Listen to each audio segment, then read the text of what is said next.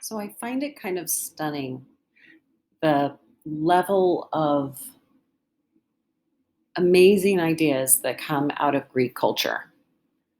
And it's not because they were necessarily smarter, right, than other people, but this was such an iconic idea in their culture. The whole Greek polis is designed around this idea of this public interchange of ideas and debate. It's amazing. The philosophy that comes out of Greek culture is kind of mind-boggling, I think. I wanted to go through a few of the key ideas and in a brief way, because I think one of the advantages of going through something with a big overview is you can see the connections. And there definitely is a family tree of ideas in philosophy at this point in history. One of the first things I want to point out is the Athenians, they valued both the love of beauty and the cultivation of intellectual inquiry.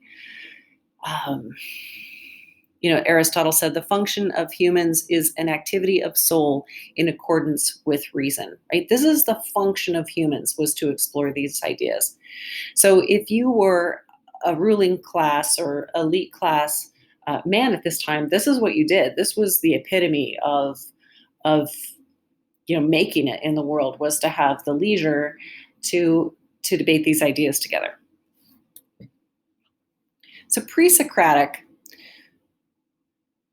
has an emphasis on exploration of the natural universe. What do we know? It's such an important question. And what lies behind the world of appearance? What is everything made of? How does it work? Is there an essential truth or core at the heart of the physical universe? I mean, think about that. We ask these same questions today. It's amazing. And we have Pythagoras and his mathematical ratio of heavenly bodies and the harmony of the spheres. We have atomic theory coming out of this point in history. When we get to the sophists, they're really digging inside of those first ideas, right? They wanted, how do we know what we think we know? How can we trust it? They really turned away from exploring the natural world and turned towards the first humanism. So humanism values the human mind and actions. And this was especially politically, right, for the Greeks, but we still have this idea of humanism. It's the same root of the word for the title of this class, humanities. For Pythagoras, man is the measure of all things, right? So the world, this idea that, humans are capable of so much heavy intellectual lifting at this point,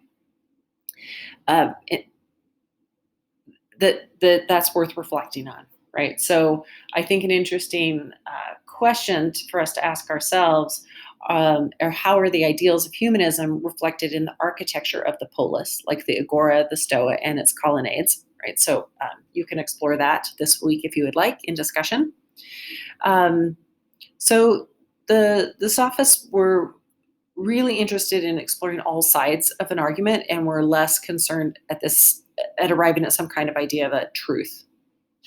So that's why that word sophistry has become associated with this idea of argumentation, which is especially all about being tricky and superficially plausible. We have our first big hitters with Socrates. Socrates wrote nothing himself, right? And we know his ideas through his student Plato. We have from him the dialectical method of question and answer, which is used today in a lot of college classrooms. We have the idea of psyche, the pure expression of intelligence and character, which has similarities to our idea of soul. And his death in 399 BCE marks the end of the Golden Age. Plato takes Socrates' ideas and he really explores these ideas of idealism, which you guys can read more about in the Allegory of the Cave excerpts that we have in our book this week. Plato's ideal, his republic, it's austere, it's Spartan-like. For instance, he doesn't value the arts because they're emotional and sensory instead of rational. And for discussion, what elements of idealism do we see in the Parthenon, for instance, in our book?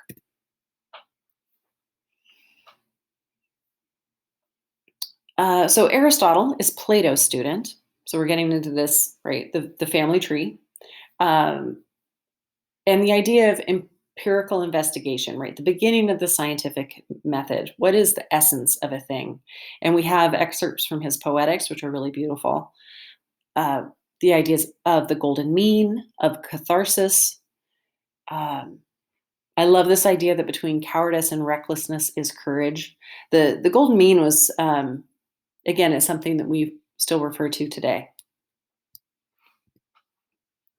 Alexander the Great was Aristotle's student, and there's a video on his impact in the Hellenic world also in our weekly folder.